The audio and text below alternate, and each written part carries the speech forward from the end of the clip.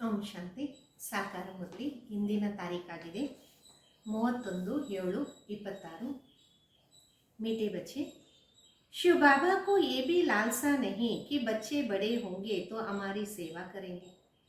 ತಂದೆ ತಿಳಿಸ್ತಾರೆ, ಮಧುರಾದ ಮಕ್ಕಳೇ, ತಂದೆಗೆ ಈ ಒಂದು ಇಚ್ಛೆನೂ ಇಲ್ಲ, ಮಕ್ಕಳು ದೊಡ್ಡವರಾಗಿ ನಮ್ಮ ಸೇವೆಯನ್ನು ಮಾಡ್ತಾರೆ. ವಾ ಕವಿ ಬೂಢಾ ಹೋತಾ ನಹಿ, ಬಾಪ ಹಿ ನಿಷ್ಕಾಮ್ ಸೇವಾದಾರ. ಅವರೆಂದೂ ವೃದ್ಧರೂ ಆಗೋದೇ ಇಲ್ಲ, ತಂದೆ ಆಗಿದ್ದಾರೆ ನಿಷ್ಕಾಮ ಸೇವಾದಾರಿ. ಪ್ರಶ್ನೆ ಆಗಿದೆ, ಬೋಲಾನಾ ಶಿವ ಬಾಬಾ ಹಮ್ ಸಬ್ ಬಚ್ಚೋं का बहुत बड़ा ग्राहक है, कैसे? ಮುಗ್ಧರಾದ ಶಿವ ಬಾಬಾ ನಮ್ಮೆಲ್ಲ ಮಕ್ಕಳಿಗೆ ಬಹಳ ದೊಡ್ಡ ಗ್ರಾಹಕರಾಗಿದ್ದಾರೆ, ಯಾವ ರೀತಿ? ಉತ್ತರ ಆಗಿದೆ, बाबा कहते इतना बोला ग्राहक है जो तुम्हारी सब पुरानी चीजें खरीद कर लेता है और उसके रिटर्न में सब नई नई चीजें देता है. ತಂದೆ ತಿಳಿಸ್ತಾರೆ, ನಾನು ಎಷ್ಟು ಮುಗ್ಧನಾದ ಗ್ರಾಹಕನಾಗಿದ್ದೀನಿ ಅಂದರೆ, ನಿಮ್ಮದೆಲ್ಲ ಹಳೆ ವಸ್ತುಗಳನ್ನು ನಾನು ತಗೊಂಡು ಅದರ ಬದಲು ಹೊಸ ಹೊಸ ವಸ್ತುಗಳನ್ನು ಕೊಡ್ತೀನಿ. तुम कहते हो बाबा ये तन मन धन सब आपका है, तो उसकी एवज में तुम्हें ब्यूटीफुल तन मिल जाता, अपार धन मिल जाती. ತಾವಂತೀರಾ, ಬಾಬಾ ಈ ತನು ಮನ ಧನ ಎಲ್ಲ ತಮ್ಮದೇ ಆಗಿದೆ, ಅದರ ಬದಲಾಗಿ ನಿಮಗೆ ಬಹಳ ಸುಂದರವಾದ ದೇಹನೂ ಸಿಗತ್ತೆ, ಅಪಾರವಾದ ಧನನೂ ಸಿಗತ್ತೆ. ಹಾಡಾಗಿದೆ, ಬೋಲಾ ನಾಕ್ಸಿ ನಿರಾಲ ಕೊಯಿನೆ. ಮುಗ್ಧನಾದ ತಂದೆಗಿಂತ ಅತೀತವಾದವರು ಯಾರೂ ಇಲ್ಲ. ಓಂ ಶಾಂತಿ. ये भक्ति मार्ग में गीत गाते हैं, जो भी गीत है सब भक्ति मार्ग के हैं, उनका भी अर्थ बाबा समझाते. ಇದು ಭಕ್ತಿ ಮಾರ್ಗದ ಹಾಡಾಗಿದೆ. ಏನೆಲ್ಲ ಹಾಡಾಗಿದೆ ಅದೆಲ್ಲ ಭಕ್ತಿ ಮಾರ್ಗದ್ದು, ಅದರ ಒಂದು ಅರ್ಥ ತಂದೆ ತಿಳಿಸ್ತಾರೆ. बच्चे भी समझ जाते भोलानाथ किसको कहा जाता, देवताओं को भोलानाथ नहीं कहे.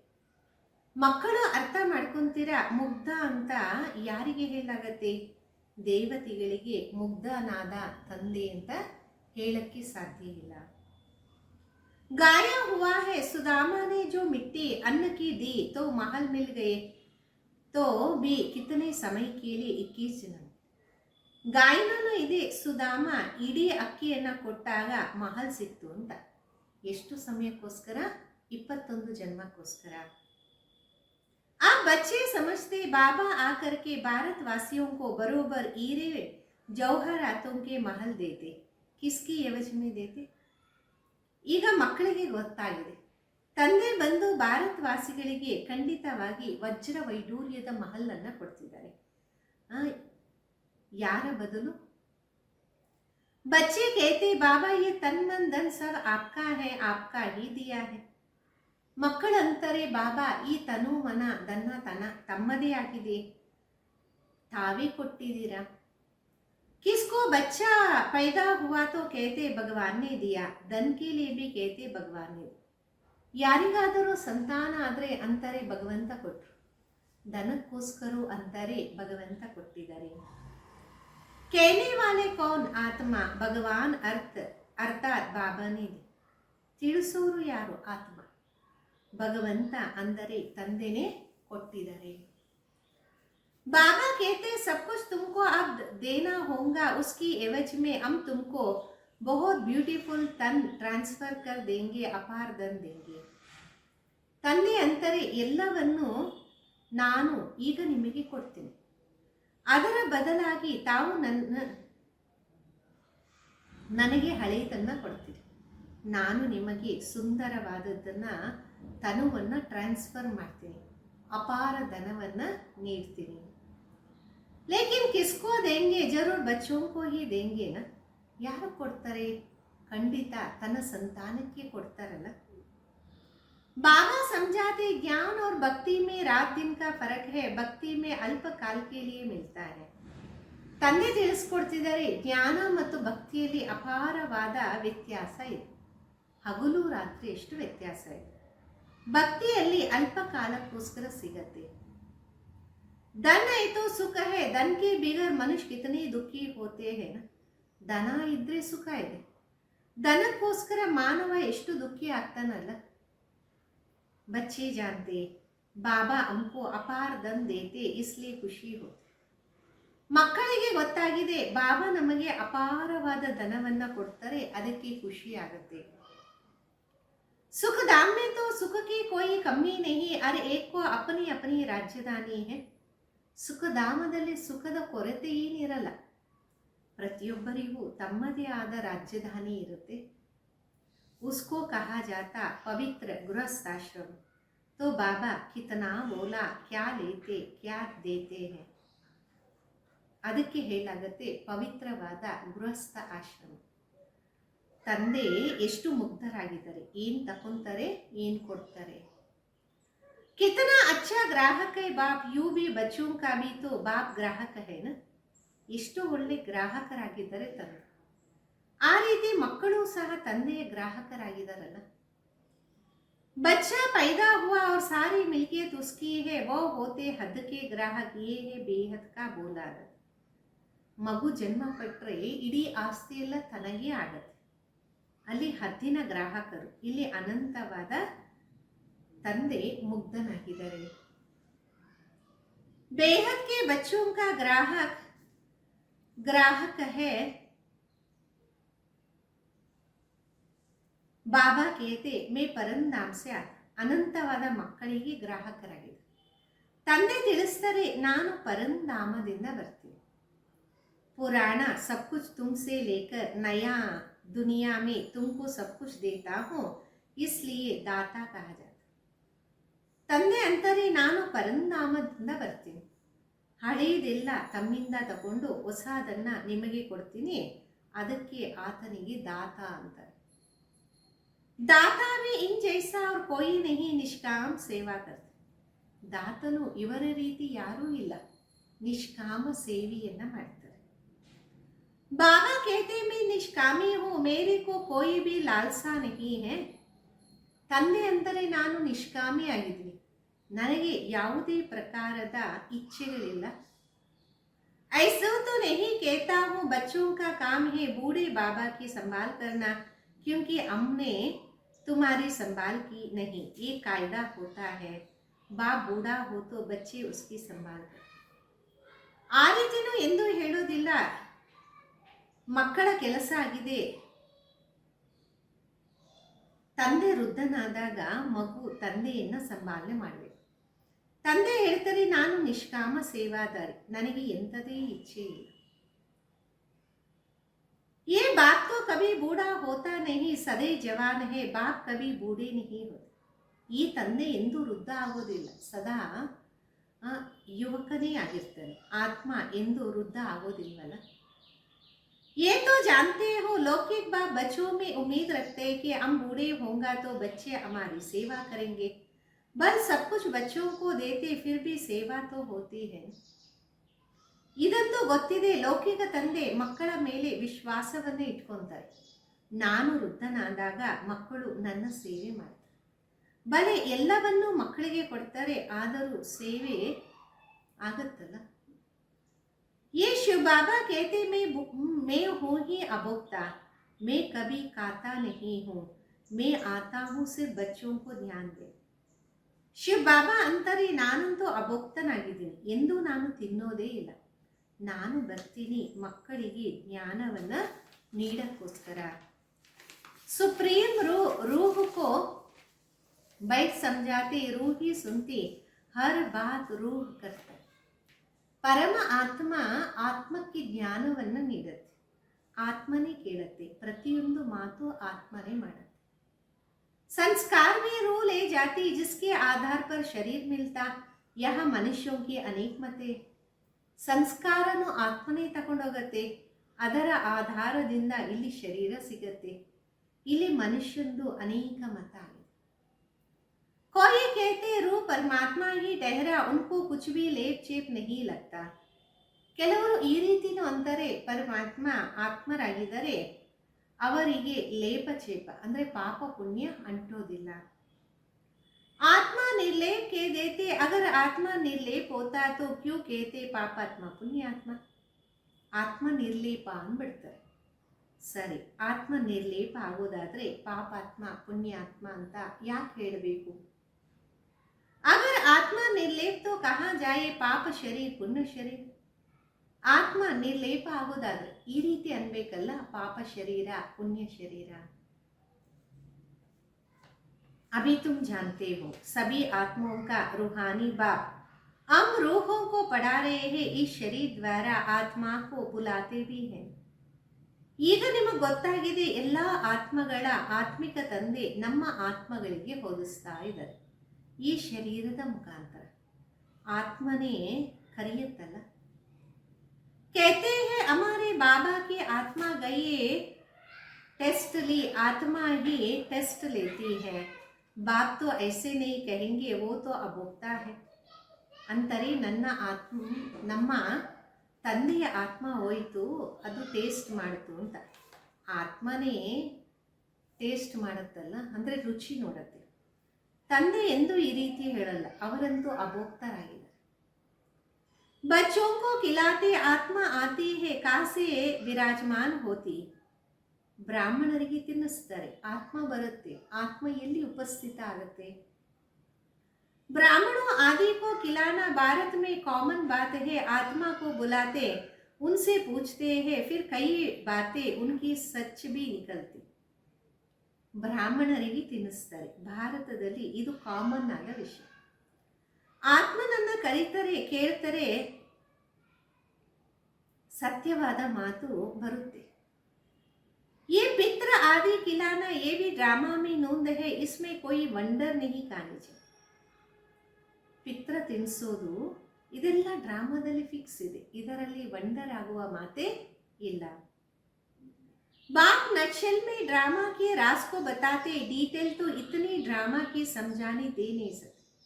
ಬಾಬಾ ಸಾರದ ರೂಪದಲ್ಲಿ ಡ್ರಾಮಾದ ರಹಸ್ಯವನ್ನು ತಿಳಿಸ್ಕೊಡ್ತಾರೆ. ವಿವರಣೆಯಾಗಿ ಡ್ರಾಮಾವನ್ನು ತಿಳಿಸ್ಕೊಡೋದಕ್ಕೆ ಸಾಧ್ಯ ಇಲ್ಲ. ಏಕೆ समझाने में ही लाभ वर्ष लग जाते, तुम बच्चों को बड़ी सहज शिक्षा मिलती. ಒಬ್ಬೊಬ್ಬರ ಬಗ್ಗೆ ತಿಳಿಸಿದ್ರೆ ವರ್ಷಾನುಗಟ್ಟಲೆ ಆಗ್ಬಿಡತ್ತೆ. ಮಕ್ಕಳಿಗೆ ಬಹಳ ಸಹಜವಾದ ಶಿಕ್ಷಣ ಸಿಗ್ತಿದೆ ಅಲ್ಲ. गाते भी है ए पतित पावन, आओ आकर हमको पावन बनाओ, उसका नाम ही है पतित पावन. ಗಾಯನನೇ ಇದೆ, ಏ ಪತಿತ ಪಾವನ ಬನ್ನಿ, ಬಂದು ನಮ್ಮನ್ನ ಪಾವನ ಮಾಡಿ. ಅವರ ಹೆಸರೇ ಪತಿತ ಪಾವನ ಆಗಿದೆ. ब्रह्मा विष्णु शंकर को पतित पावन नहीं कह सकते, बाप को ही पतित पावन लिबरेटर कहा जाता. ಬ್ರಹ್ಮ ವಿಷ್ಣು ಶಂಕರರಿಗೆ ಪತಿತ ಪಾವನ ಅಂತ ಹೇಳಲ್ಲ, ತಂದೆಗೆ ಪತಿತ ಪಾವನ ಮುಕ್ತಿದಾತ ಅಂತ ಕರೀಲಾಗುತ್ತೆ. दुख हरता सुख करता भी उनको ही कहा जाता, वो है निराकार. ದುಃಖ ಹರ್ತ ಸುಖ ಕರ್ತ ಅಂತಲೂ ಅವರಿಗೆ ಹೇಳಲಾಗುತ್ತೆ, ಅವರಾಗಿದ್ದಾರೆ ನಿರಾಕಾರ. शिव के मंदिर में जाकर देखो, वहाँ लिंग रखा है, जरूर चैतन्यता, तब तो पूजा करते हैं. ಶಿವನ ಮಂದಿರದಲ್ಲಿ ಹೋಗಿ ನೋಡಿ, ಲಿಂಗವನ್ನು ಇಚ್ಚಿದ್ದಾರೆ, ಅವರು ಚೈತನ್ಯದಲ್ಲಿ ಇದ್ದು ಹೋಗಿದ್ದಾರೆ, ಅದಕ್ಕೆ ಅವರ ಪೂಜೆಯನ್ನ ಮಾಡಲಾಗುತ್ತೆ.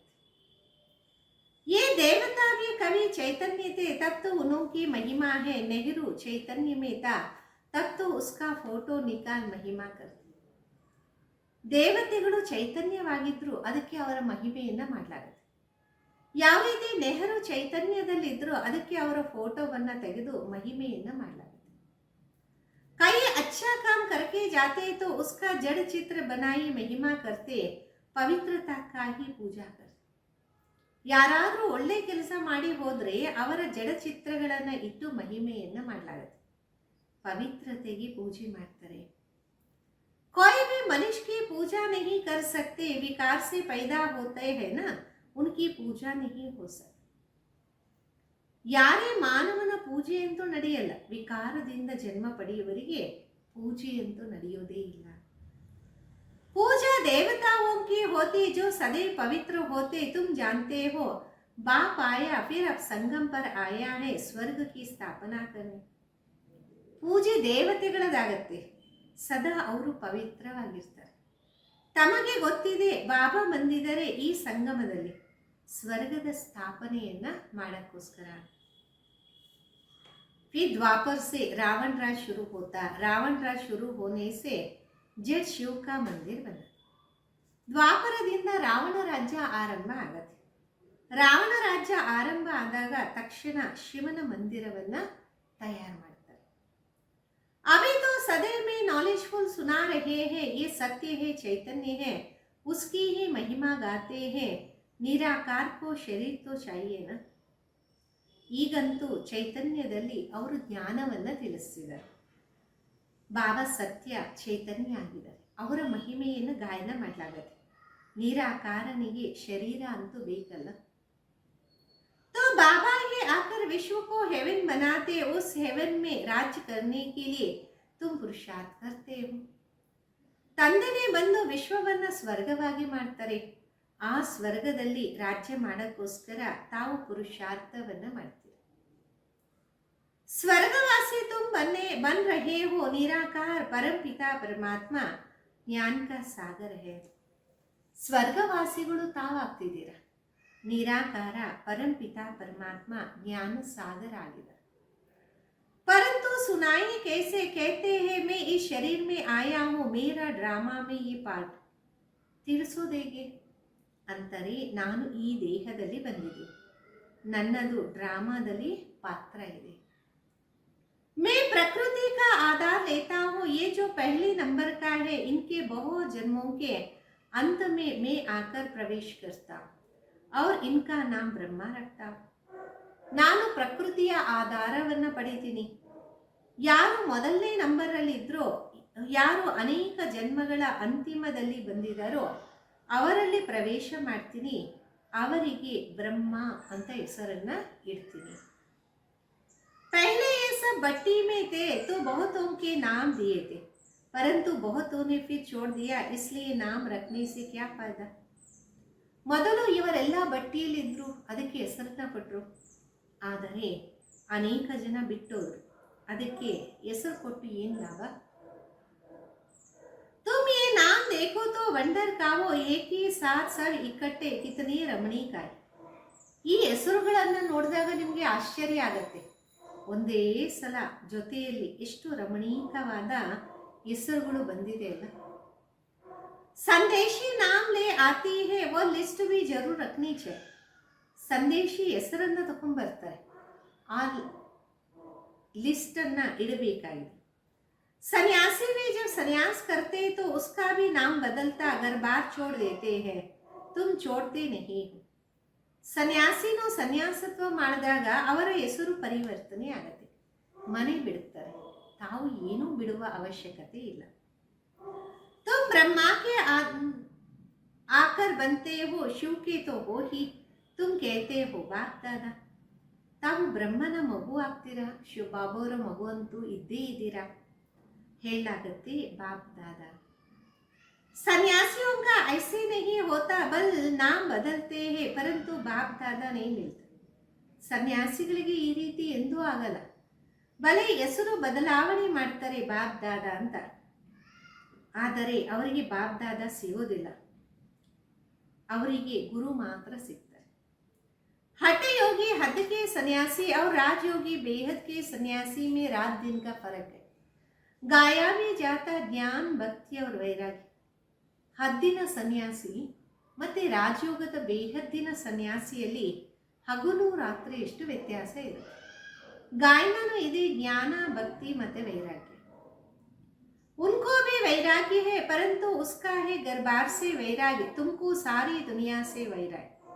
ಅವರಿಗೂ ವೈರಾಗ್ಯ ಇದೆ, ಅವರು ಮನೆಯಿಂದ ವೈರಾಗ್ಯವನ್ನು ಪಡಿತಾರೆ, ನಿಮಗೆ ಇಡೀ ಪ್ರಪಂಚದ ಜೊತೆ ವೈರಾಗ್ಯ. उनको पता ही नहीं कि सृष्टि बदलती, तुम्हारा है बेहद का वैराग्य. ಅವರಿಗಂತೂ ಅರಿವೇ ಇಲ್ಲ ಸೃಷ್ಟಿ ಪರಿವರ್ತನೆ ಆಗತ್ತೆ ಅಂತ, ತಮ್ಮದು ಅನಂತವಾದ ವೈರಾಗ್ಯ ಆಗಿದೆ. ये सृष्टि कला सोनी है, तुम्हारे लिए नई दुनिया बन रही. ಈ ಪ್ರಪಂಚ ಸಮಾಪ್ತಿ ಆಗಬೇಕು, ತಮಗೋಸ್ಕರ ಹೊಸ ಪ್ರಪಂಚ ಸ್ಥಾಪನೆ ಆಗ್ತಿದೆ. वहाँ जाना है परंतु पावन होने बिगर तो वहाँ जा नहीं सकते हो. ಅಲ್ಲಿಗೆ ಹೋಗ್ಬೇಕು, ಆದರೆ ಪಾವನರಾಗದೆ ಹೋಗಕ್ಕೆ ಸಾಧ್ಯ ಇಲ್ಲ. तुम जानते हो शिव बाबा को याद करने से हम पुण्य आत्मा बन जाएंगे. है बड़ा सहज, परंतु याद भूल जाते. ತಮಗೆ ಗೊತ್ತಿರಬೇಕು ಶಿವಬಾಬುರನ್ನ ನೆನಪು ಮಾಡೋದ್ರಿಂದ ನಾವು ಪುಣ್ಯ ಆತ್ಮರಾಗ್ತೀವಿ. ಅದು ಬಹಳ ಸಹಜ, ಆದರೆ ನೆನಪು ಮರ್ತೋಗುತ್ತೆ. भक्ति मार्ग के रस्म रिवाज बिल्कुल अलग है. वापस अपने घर तो कोई जा नहीं सकता. ಭಕ್ತಿ ಮಾರ್ಗದ ಸಂಪ್ರದಾಯಗಳು, ವಿಧಿವಿಧಾನಗಳೇ ಬೇರೆಯಾಗಿದೆ. ವಾಪಸ್ಸು ಮನೆಗೆ ಹೋಗುವ ಮಾತು ಅಲ್ಲಿ ಬರೋದೇ ಇಲ್ಲ. पुनर्जन्म सबको जरूर लेना है. घर जाने का समय एक ही है. ಪುನರ್ಜನ್ಮ ಎಲ್ಲರೂ ಪಡೀಲೇಬೇಕು. ಮನೆಗೆ ಹೋಗೋದಕ್ಕೆ ಸಮಯ ಒಂದೇ ಆಗಿದೆ. फलाना मोक्ष को प्राप्त हुआ ये गपोड़ा है. बाबा कहते कोई भी आत्मा बीच से वापस नहीं जा सकता. ಇವರು ಮೋಕ್ಷವನ್ನು ಪ್ರಾಪ್ತಿ ಮಾಡಿಕೊಂಡ್ರು ಅಂತಾರೆ. ಇದೆಲ್ಲ ದೊಡ್ಡಸ್ತಿಕೆ ಆಗಿದೆ. ತಂದೆ ಅಂತಾರೆ ಯಾವುದೇ ಆತ್ಮ ಮಧ್ಯದಲ್ಲಿ ವಾಪಸ್ ಹೋಗೋಕ್ಕೆ ಸಾಧ್ಯನೇ ಇಲ್ಲ. नहीं तो सारा खेल ही बिगड़ जाए. अरे एक को सतो रजो तमो में आना. ಇಲ್ಲ ಅಂದರೆ ಇಡೀ ಆಟನೇ ಕೆಟ್ಟೋಗ್ಬಿಡುತ್ತೆ. ಪ್ರತಿಯೊಬ್ಬರಿಗೂ ಸತೋ ರಜೋ ತಮೋದಲ್ಲಿ ಬರಲೇಬೇಕು. मोक्ष के लिए तो बहुत आते समझाया जाता मोक्ष होता नहीं. ये तो अनादि बना बनाया ड्रा. ಮೋಕ್ಷಕ್ಕೋಸ್ಕರ ಎಷ್ಟೋ ಜನ ಬರ್ತಾರೆ, ತಿಳಿಸಲಾಗತ್ತೆ ಮೋಕ್ಷ ಆಗೋದಿಲ್ಲ. ಇದಂತೂ ಅನಾದಿ ಮಾಡಿರುವಂತಹ ಡ್ರಾಮಾ ಆಗಿದೆ. वो कभी बदली नहीं हो सकता. मक्की यहाँ से पास हुई, फिर 5000 वर्ष के बाद ऐसे पास हो. ಅದು ಎಂದೂ ಪರಿವರ್ತನೆ ಆಗಕ್ಕೆ ಸಾಧ್ಯ ಇಲ್ಲ. ಒಂದು ನೊಣ ಇಲ್ಲಿಂದ ಆ ಕಡೆಗೆ ಹೋಯಿತು, ಪ್ರತಿ 5000 ವರ್ಷದ ನಂತರ ಇದೇ ರೀತಿ ಹೋಗುತ್ತೆ. ये तो जानते हैं बाबा कितना बोला है पतित पावन बाप आते हैं परंधाम से आते. ಪಾಠ ಬಜಾರ. ಇದಂತೂ ಗೊತ್ತಿದೆ, ಬಾಬಾ ಎಷ್ಟು ಮುಗ್ಧರಾಗಿದ್ದಾರೆ. ಪತಿತ ಪಾವನ ತಂದೆ ಬಂದಿದ್ದಾರೆ ಪರಂಧಾಮದಿಂದ, ಪಾತ್ರವನ್ನ ಅಭಿನಯ ಮಾಡಿ. वही समझाते ये ड्रामा कैसे बना है, इसमें मुख्य कौन कौन है. कैसे कहते हैं ना कि सबसे साहूकार कौन इस दुनिया में. ಅವರೇ ತಿಳಿಸ್ಕೊಡ್ತಾರೆ ಡ್ರಾಮಾ ಯಾವ ರೀತಿ ತಯಾರಾಗಿದೆ. ಮುಖ್ಯವಾಗಿ ಇದರಲ್ಲಿ ಯಾರ್ಯಾರಿದ್ದಾರೆ, ಯಾವ ರೀತಿ ಹೇಳಲಾಗತ್ತಲ್ಲ, ಎಲ್ಲರಿಗಿಂತ ಧನವಂತರು ಈ ಪ್ರಪಂಚದಲ್ಲಿ ಯಾರು. उसमें नंबरवार नाम निकालते हैं. तुम जानते हो सबसे साहूकार कौन है. वो कहेगा ಅಮೇರಿಕಾ. ಮತ್ತೆ ಅದರಲ್ಲಿ ನಂಬರ್ವಾರ್ ಹೆಸರು ತೆಗಿಲಾಗತ್ತೆ. ತಮಗೆ ಗೊತ್ತಿದೆ ಎಲ್ಲರಿಗಿಂತ ಧನವಂತರು ಯಾರು, ಅವರಂತಾರೆ ಅಮೇರಿಕಾ. परंतु तुम जानते हो स्वर्ग में सबसे साहूकार लक्ष्मी नारायण बनते. तुम पुरुषार्थ करते हो भविष्य के लिए सबसे बड़ा साहूकार बनने के. ನಿಮಗೆ ಗೊತ್ತಿದೆ ಸ್ವರ್ಗದಲ್ಲಿ ಎಲ್ಲರಿಗಿಂತ ಧನವಂತರು ಲಕ್ಷ್ಮೀನಾರಾಯಣ ಆಗಿದ್ದಾರೆ. ಪುರುಷಾರ್ಥ ಮಾಡಿದಾಗ ಭವಿಷ್ಯಕ್ಕೋಸ್ಕರ ಎಲ್ಲದಕ್ಕಿಂತ ದೊಡ್ಡ ಸಾಹುಕಾರರು ಆಗ್ತೀರಾ. ये रेस है इन लक्ष्मी नारायण जैसे साहूकार क्यों कौन होगा. अल्लाह औलुद्दीन क्या भी स्टोरी बनाते. ಇದೊಂದು ರೇಸ್ ಆಗಿದೆ. ಲಕ್ಷ್ಮೀ ನಾರಾಯಣ ರೀತಿ ಧನವಂತರು ಯಾರಾಗ್ತಾರೆ. ಅಲ್ಲಾ ಔಲದ್ದೀನಿನ ಕಥೆನೂ ಇದೆ. टक्का करने से कुबेर का खजाना निकल गया. बहुत किस्म किस्म के नाटक बनाते. ಚಪ್ಪಾಳೆ ಹೊಡೆದಾಗ ಕುಬೇರನ ಖಜಾನೆ ಬಂತು ಅಂತ ಬಹಳಷ್ಟು ವಿಧ ವಿಧವಾದಂತಹ ನಾಟಕಗಳನ್ನು ತಯಾರು ಮಾಡ್ತಾರೆ. अभी तुम्हारे बुद्धि में है ये शरीर छोड़ स्वर्ग में जाएंगे हमको करोड़ का खजाना मिलेगा. ಈಗ ನಿಮ್ಮ ಬುದ್ಧಿಯಲ್ಲಿ ನಾವು ಶರೀರವನ್ನು ಬಿಟ್ಟು ಸ್ವರ್ಗಕ್ಕೆ ಹೋಗ್ತೀವಿ, ಅಲ್ಲಿ ಅನಂತವಾದ ಖಜಾನೆ ಇರುತ್ತೆ.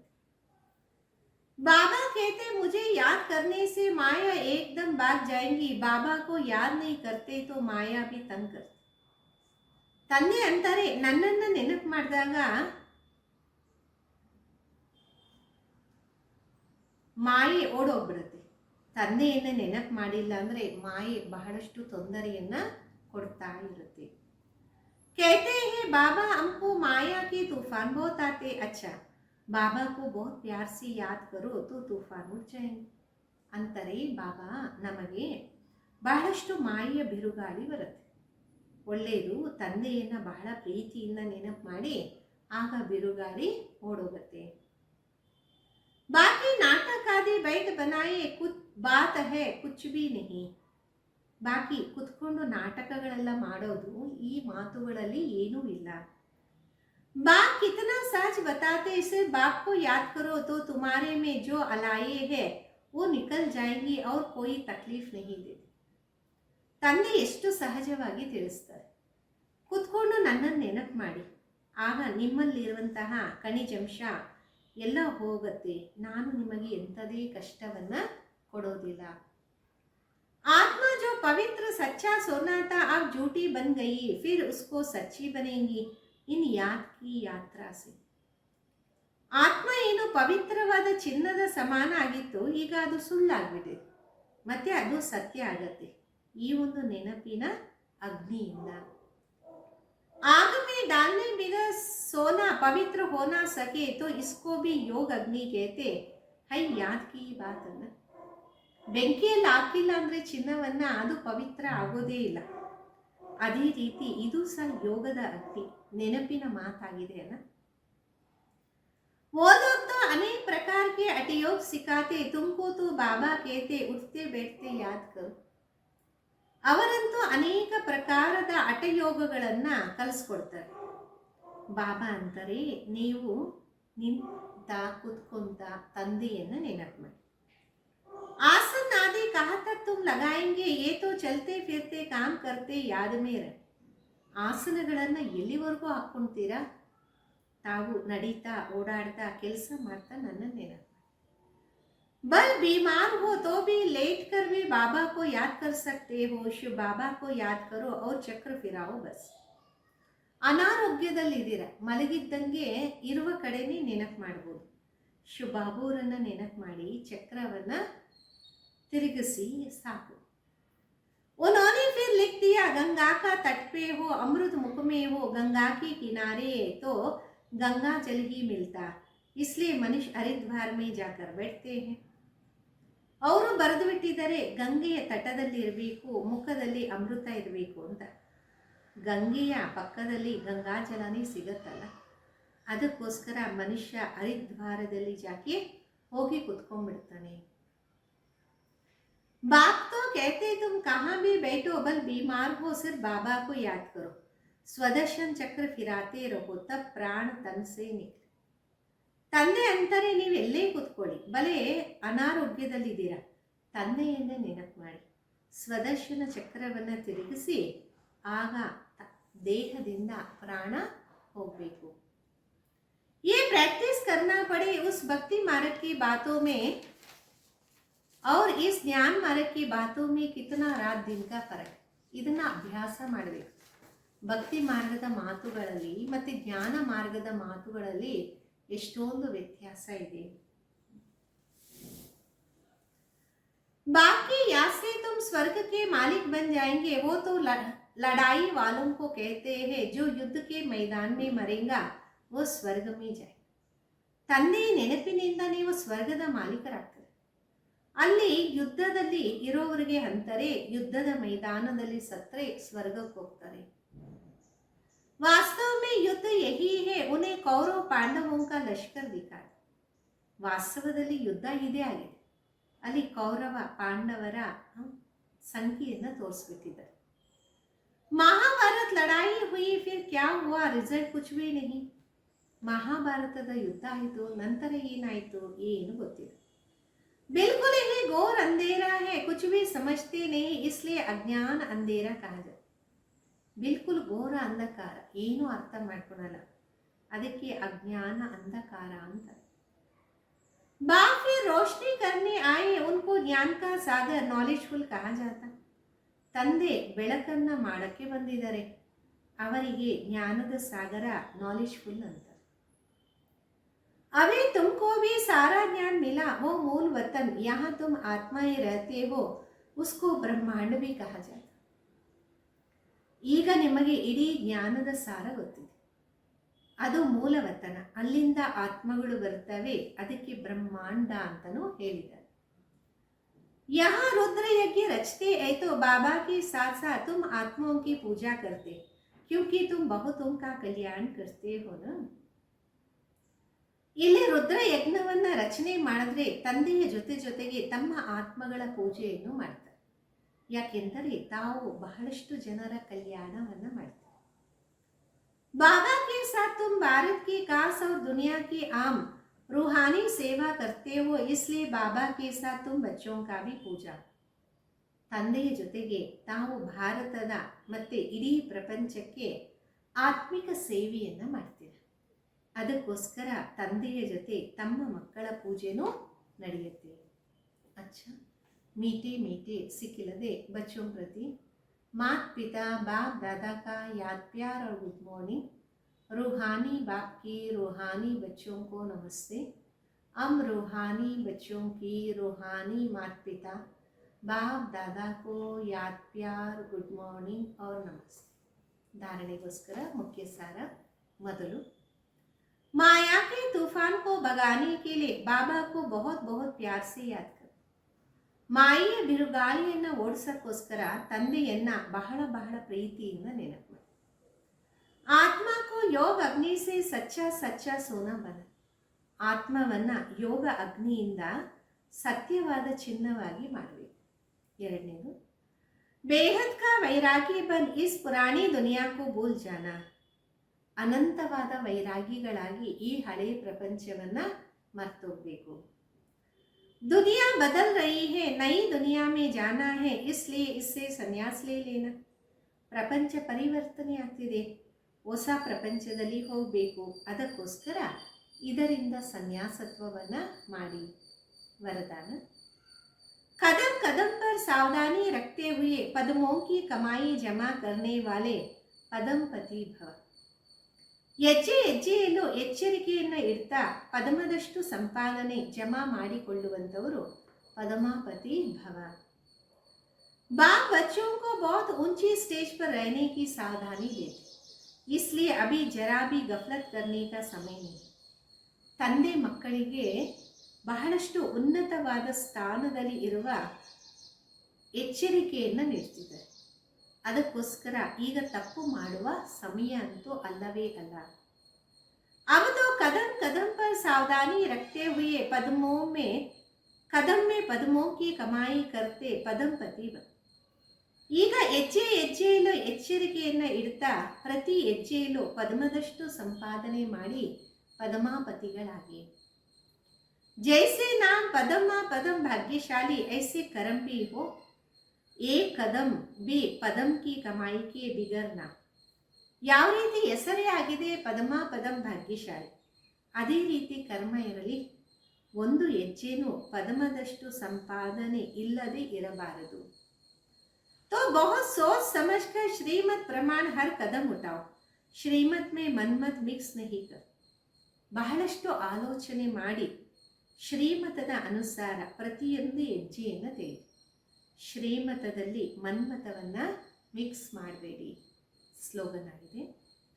मन को ऑर्डर प्रमाण चलाओ तो मन्मनाभों की स्थिति स्वतः हो जाए. ಮನಸ್ಸನ್ನು ಆರ್ಡರ್ ಪ್ರಮಾಣ ನಡೆಸಿ, ಆಗ ಮನ್ಮನಾಭದ ಸ್ಥಿತಿ ಸ್ವತಃ ಆಗ್ಬಿಡುತ್ತೆ. ಅವ್ಯಕ್ತ ಇಶಾರೆ. ज्वाला स्वरूप स्थिति में शक्तिशाली याद का अनुभव करो. ಜ್ವಾಲಾ ಸ್ವರೂಪ ಸ್ಥಿತಿಯಲ್ಲಿ ಇದ್ದು ಶಕ್ತಿಶಾಲಿ ನೆನಪಿನ ಅನುಭವವನ್ನು ಮಾಡಿ. याद को शक्तिशाली बनाने के विस्तार में जाते सार की स्थिति का अभ्यास कम ना हो जाए. विस्तार में सार भूल ना जाए. ನೆನಪನ್ನು ಶಕ್ತಿಶಾಲಿ ಮಾಡಿಕೊಳ್ಳುವ ವಿಸ್ತಾರದಲ್ಲಿ ಹೋಗ್ತಾ ಸಾರದ ಸ್ಥಿತಿಯ ಅಭ್ಯಾಸ ಕಡಿಮೆ ಆಗಬಾರ್ದು. ವಿಸ್ತಾರದಲ್ಲಿ ಸಾರ ಮರಿಬಾರ್ದಾಗಿದೆ. ಕಾಯೋ ಪಿಯೋ ಸೇವಾ ಕರೋ ಲೇಕಿನ್ ನ್ಯಾರೇಪನ್ ಕೋ ನಹಿ ಭೂಲ್. ತಿನ್ರಿ ಕುಡಿರಿ ಸೇವೆ ಮಾಡಿ, ಆದರೆ ಅತೀತವಾದ ಸ್ಥಿತಿಯನ್ನು ಮರಿಬೇಡಿ. ಸಾಧನಾ ಅರ್ಥ ಶಕ್ತಿಶಾಲಿ ಯಾದ್ ನಿರಂತರ ಬಾಬಾ ಕೆ ಸಾಥ್ ದಿಲ್ ಕಾ ಸಂಬಂಧ. ಸಾಧನೆ ಅಂದರೆ ಶಕ್ತಿಶಾಲಿಯ ನೆನಪು, ನಿರಂತರ ತಂದೆಯ ಜೊತೆ ಹೃದಯದ ಸಂಬಂಧ. साधना इसको नहीं कहते सिर्फ योग में बैठ गए, लेकिन जैसा शरीर से बैठे हो वैसे दिल मन बुद्धि एक बाबा की तरफ बाबा के साथ साथ बैठ जाए. ऐसी एकाग्रता ही ज्वाला को प्रज्वलित करे. ಸಾಧನೆ ಅಂತ ಶರೀರದಿಂದ ಕುತ್ಕೊಳೋದಕ್ಕೆ ಹೇಳಲ್ಲ. ಯಾವ ರೀತಿ ಶರೀರವನ್ನು ಕೂರಿಸ್ತೀರಾ ಅದೇ ರೀತಿ ಹೃದಯ, ಮನಸ್ಸು, ಬುದ್ಧಿ ಒಬ್ಬ ತಂದೆಯ ಕಡೆಗೆ ಜೊತೆಯಲ್ಲಿ ಕೂತಿರಬೇಕು. ಈ ರೀತಿ ಇದ್ದಾಗ ಏಕಾಗ್ರತೆಯ ಜ್ವಾಲ ಪ್ರಜ್ವಲನೆ ಆಗತ್ತೆ. ಓಂ ಶಾಂತಿ.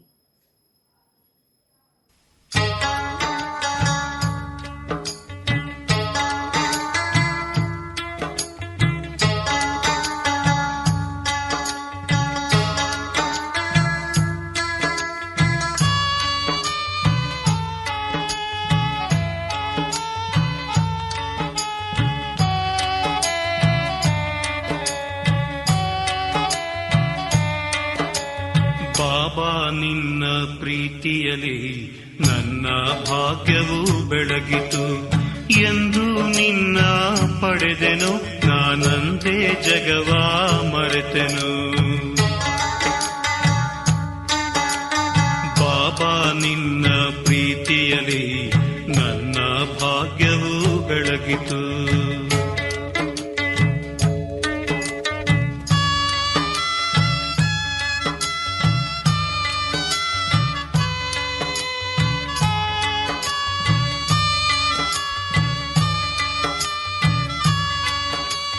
ದೃಢಭಕ್ತಿಯ ವರದಾನ ನೀನು, ನನ್ನ ಪ್ರಾಣದ ಪ್ರಾಣ ನೀನು. ಜೀವನದಾಯಿ ಹೂಬನದಲ್ಲಿ ಕ್ಷಣವೂ ಅಗಲದೆ ನೆರಳಿನಲಿ ನಗುವ ಸುಂದರ ಸುಮವು ನೀನು. ಒಡನಾಡುತ್ತಲೇ ಇರುವೆನು ನಾನು. ಬಾಬಾ ನಿನ್ನ ಪ್ರೀತಿಯಲಿ ನನ್ನ ಭಾಗ್ಯವು ಬೆಳಗಿತು.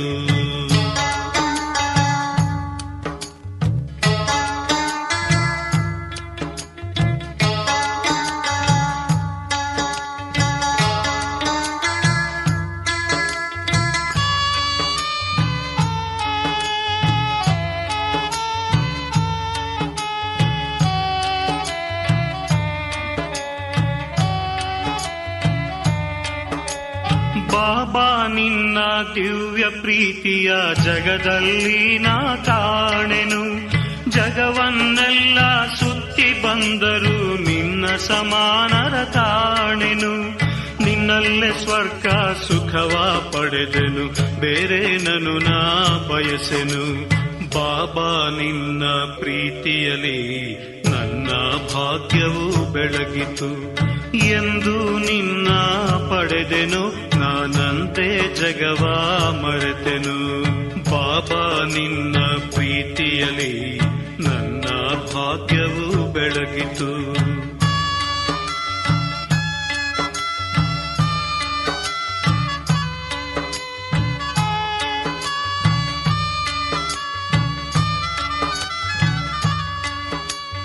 ಮನದ ದರ್ಪಣದಲ್ಲಿ ಬಾಬಾ ನಿನ್ನ ಬಿಂಬವ ಕಾಣುವೆ.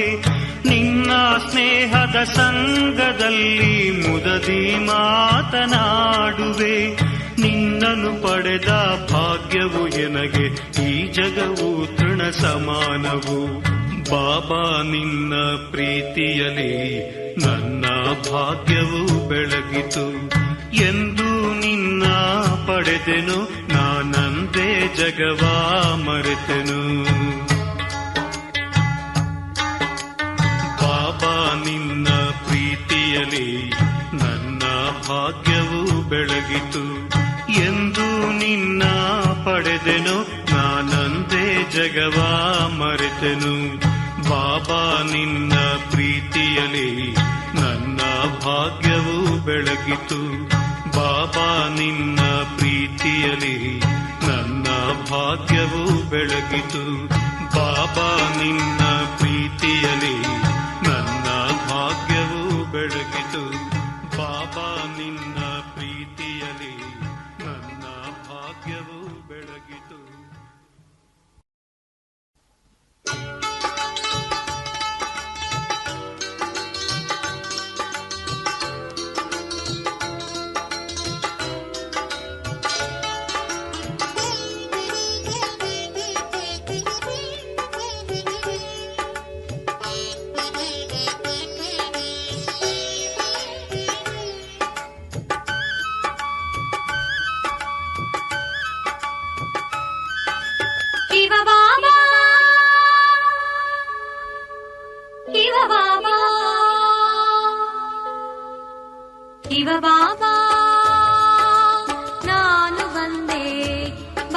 ಶಿವ ಬಾಬಾ ನಾನು ಬಂದೆ ಅಲೆದಾಡಿಯರಸಿ ನಿನ್ನ ಅಲೆದಾಡಿಯರಸಿ ಬಾಬಾ ಹಂಬಲಿಸಿ ಹುಡುಕಿ ಬಂದೆ ಶಿವ ಬಾಬಾ ಶಿವ ಬಾಬಾ ಶಿವ ಬಾಬಾ ನಾನು ಬಂದೆ ಬಾಬಾ ಶಿವ ಬಾಬಾ ನಾನು ಬಂದೆ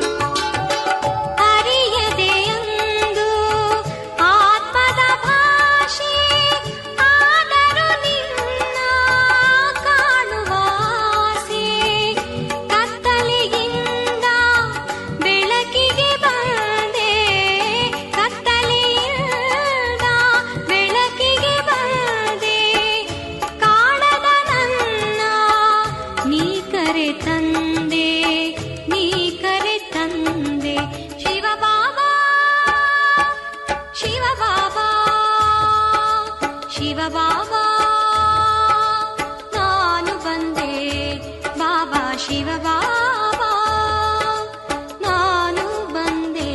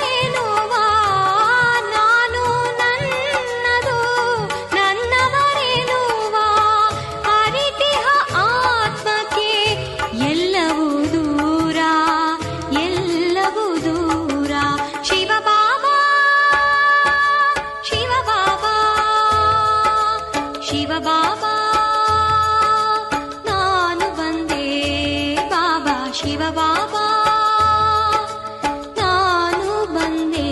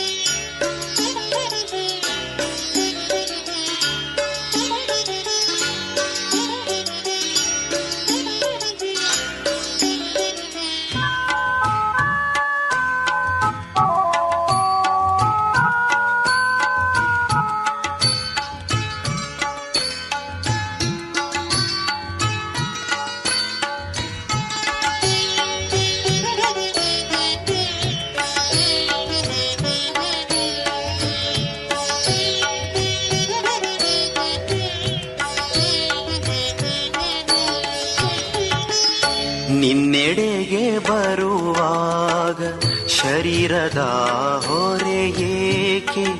ನಿನ್ನೆಡೆಗೆ ಬರುವಾಗ ಶರೀರದ ಹೊರೆ ಏಕೆ? ದೇಹದಾರಿ ಬಂಧನದ ಬಿಂಕವೇಕೆ?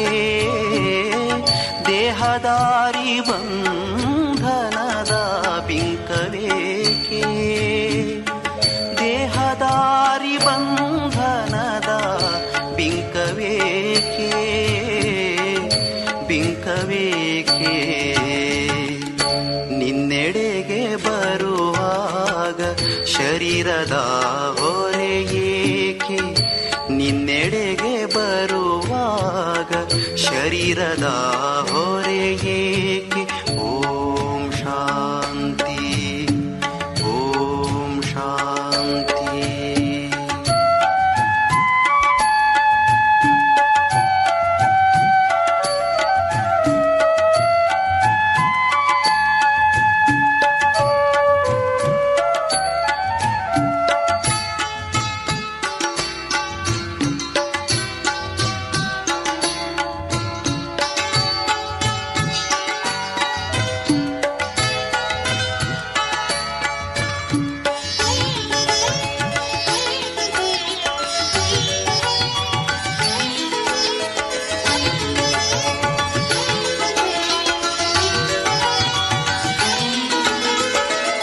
ನೀನೆ ಬಂದಿರುವಾಗ ಜೀವನದ ಚಿಂತೆ ಏಕೆ? ನೀನೆ ಬಂದಿರುವಾಗ ಜೀವನದ ಚಿಂತೆ ಏಕೆ? ನೀನೆ ಬಂದಿರುವಾಗ ಜೀವನದ ಚಿಂತೆ ಏಕೆ? ಜನ್ಮ ಜನ್ಮದ ಬಯಕೆ ಪ್ರಾಪ್ತಿಯಾಗಿಹುದು. ಜನ್ಮ ಜನ್ಮದ ಬಯಕೆ ಪ್ರಾಪ್ತಿಯಾಗಿಹುದು. ನಿನ್ನೆಡೆಗೆ ಬರುವಾಗ ಶರೀರದ ಹೊರೆ ಏಕೆ? ನಿನ್ನೆಡೆಗೆ ಬರುವಾಗ ಶರೀರದ ಹೊರೆ ಏಕೆ? ದೇಹದಾರಿ ಬಂಧನದ ಬಿಂಕವೇಕೆ? ದೇಹದಾರಿ ಬಂಧನದ ಬಿಂಕವೇಕೆ? ದೇಹದಾರಿ ಬಂಧನದ ಬಿಂಕವೇಕೆ? ಬಿಂಕವೇಕೆ?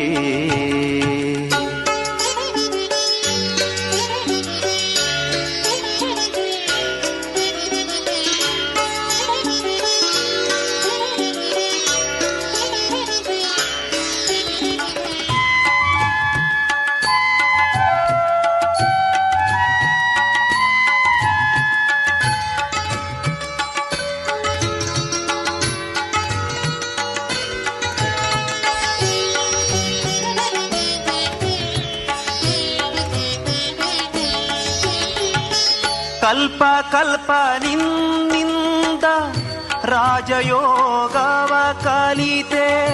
ಕಲ್ಪ ಕಲ್ಪ ನಿನ್ನಿಂದ ರಾಜಯೋಗವ ಕಲಿತೆ. ಕಲ್ಪ ಕಲ್ಪ ನಿನ್ನಿಂದ ರಾಜಯೋಗವ ಕಲಿತೆ. ಪಾವನಾತ್ಮನಾದೆ ಹೂವಿನಂತೆ. ಪಾವನಾತ್ಮನಾದೆ ಹೂವಿನಂತೆ.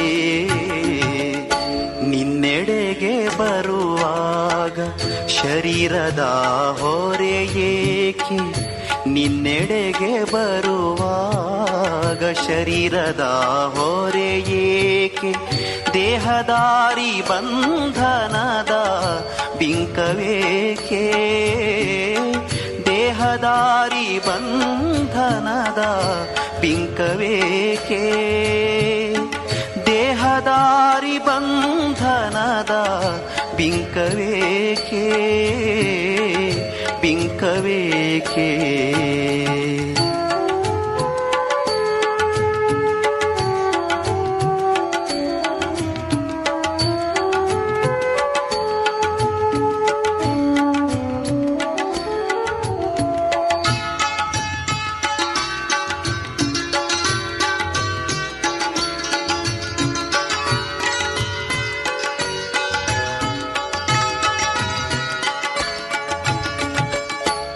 ಕರ್ಮಗಳ ಬಂಧನವು ಯೋಗದಿಂ ಭಸ್ಮವಾಗಿ, ಕರ್ಮಗಳ ಬಂಧನವು ಯೋಗದಿಂ ಭಸ್ಮವಾಗಿ, ಕರ್ಮಗಳ ಬಂಧನವು ಯೋಗದಿಂ ಭಸ್ಮವಾಗಿ, ಆತ್ಮಸ್ವರೂಪದಲ್ಲಿ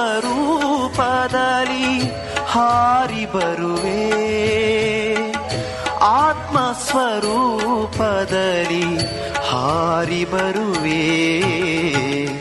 ನಿನ್ನೆಡೆಗೆ ಬರುವಾಗ ಶರೀರದ ಹೊರೆಯೇಕೆ, ನಿನ್ನೆಡೆಗೆ ಬರುವಾಗ ಶರೀರದ ಹೊರೆಯೇಕೆ, ದೇಹದಾರಿ ಬಂಧನದ ಬಿಂಕವೇಕೆ, ದೇಹದಾರಿ ಬಂಧನದ ಬಿಂಕವೇಕೆ, ದೇಹದಾರಿ ಬಂಧನದ ಬಿಂಕವೇಕೆ, ಬಿಂಕವೇಕೆ. ನಿನ್ನೆಡೆಗೆ ಬರುವಾಗ ಶರೀರದ ಹೊರೆಯೇಕೆ, ನಿನ್ನೆಡೆಗೆ ಬರುವಾಗ ಶರೀರದ ಹೊರೆಯೇಕೆ. ಓಂ ಶಾಂತಿ. ಓಂ ಶಾಂತಿ.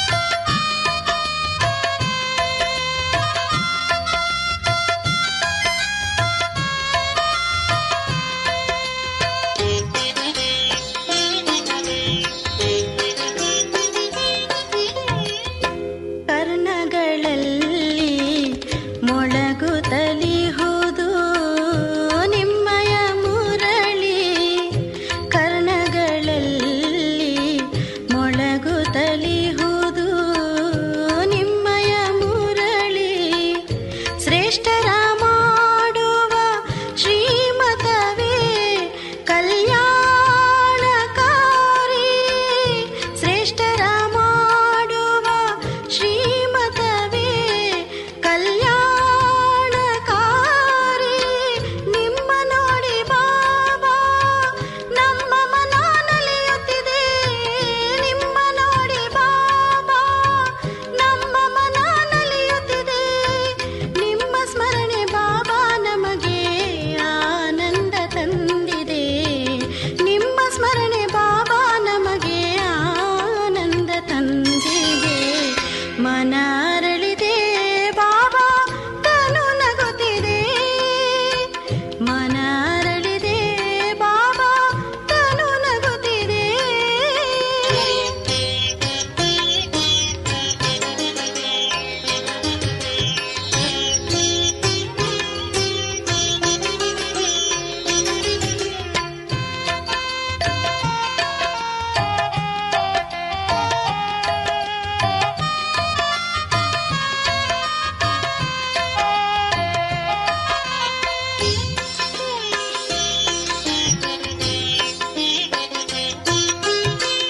ಚಮತ್ಕಾರ ಮಾಡಿ ಮನದಲ್ಲಿ ನೀನು ನೆಲೆಸಿದೆ ಬಾಬಾ. ಚಮತ್ಕಾರ ಮಾಡಿ ಮನದಲ್ಲಿ ನೀನು ನೆಲೆಸಿದೆ ಬಾಬಾ. ಅತೀಂದ್ರಿಯ ಸುಖದಲ್ಲಿ ಮನ ಮುಳುಗಿ ತೇಲಾಡಿದೆ ಬಾಬಾ. ಅತೀಂದ್ರಿಯ ಸುಖದಲ್ಲಿ ಮನ ಮುಳುಗಿ ತೇಲಾಡಿದೆ ಬಾಬಾ. ನಿಮ್ಮ ಉಪಕಾರವನೆಂದು ಮರೆಯಲಾರೆನು ಬಾಬಾ. ನಿಮ್ಮ ಉಪಕಾರವನೆಂದು ಮರೆಯಲಾರೆನು ಬಾಬಾ. ನಿಮ್ಮ ಸ್ಮರಣೆ ಬಾಬಾ ಆನಂದ ತಂದಿದೆ. ನಿಮ್ಮ ಸ್ಮರಣೆ ಬಾಬಾ ಪರಮಾನಂದ ತಂದಿದೆ.